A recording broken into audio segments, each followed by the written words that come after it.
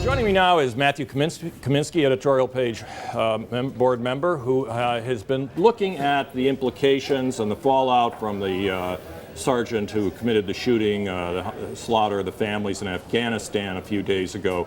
It's quite a mess, Matt, and I think the first thing we should do is perhaps bring viewers up to date on exactly what do we know about this shooting at this moment. What happened, and do we know who did it?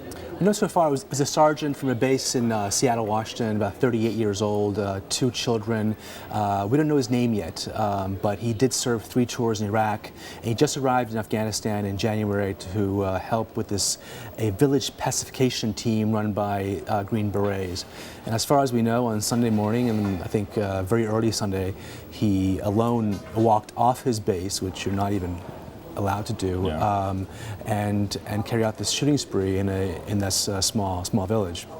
Well, the political implications of it came fast. One of the presidential candidates, Newt Gingrich, has already said that maybe it's undoable and that probably we should pull out of that region.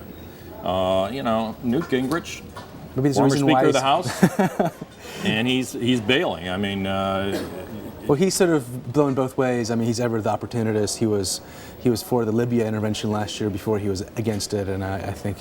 But I think there are probably a lot of Americans watching an event like this, plus what happened after the burning of the Korans, that kind of have the same gut instinct: throw up their hands. It's hopeless. Let's get out. Well, I think that's definitely true, and you're seeing support for the war has been flagging for the last 2 years. There's a Washington Post poll out Sunday that I think 60% of Americans think the war wasn't worth the effort. I mean, part of this is because war is hard. Americans are rightly tired of it. The other factor here is that President Obama, hasn't exactly sold this war effort. I mean, after running in 2008 saying that Afghanistan is the war worth fighting, Iraq was a distraction, he barely speaks about it, except on Sunday to make these emergency, crisis management kind of phone calls to Karzai. But he hasn't really sort of sold and tried to shape public perceptions and try and boost support for it. But do you think, if what comes down to a kind of throw in the towel strategy, is that feasible or advisable? Well, whether it's feasible, I guess it depends. I mean, until Election Day, it may even be advisable politically, given where public sentiment is. I mean, it was telling that President Obama pulled the plug on his own surge of troops last June, looking ahead to his re-election. I mean, that we do have still around 70,000 troops, a bit more left in Afghanistan. But I think what you have to remember that we are not done in Afghanistan. I mean, he is heading toward the exits before we've achieved the main military means, which is to neutralize, Al-Qaeda in the region. Even though they're saying Al-Qaeda is sort of, has really lost a lot of momentum, it has not been defeated. It keeps popping up all over the world, in Africa, certainly in Pakistan. But also, if we do want to leave successfully in Afghanistan, we should press our advantage militarily.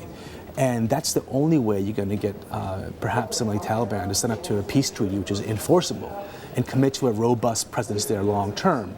But doing what we're doing means that we're likely to fail. And given the way history has gone the last 20 years, we're likely to be forced to return at some point. Well, we do have an enemy over there. The enemy is the Taliban, and it is their goal to overthrow the government in Kabul. We do not yet have an Afghan army that anyone thinks is at this point prepared or trained well enough to stand up to that force. The Taliban, back the first time we drove them out of Afghanistan, were thought to be just kind of a violent group that is entertaining Al-Qaeda. But they've been sitting up there in the northwestern frontier of Pakistan, organizing, putting out lines to other terrorist groups around the world.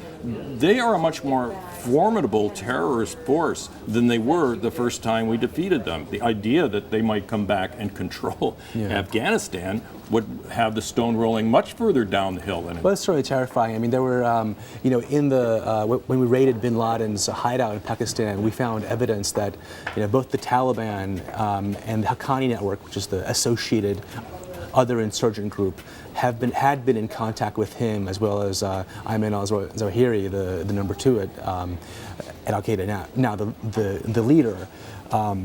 Afghanistan is a very complicated and messy place, and I think a lot of the fatigue, people are, frustrated with President Karzai, frustrated with the corruption there, obviously, over the years, frustrated with the inability to kind of stand up a real government and a functioning army. But, the military, the Afghan army is one of the few rare success stories in Afghanistan.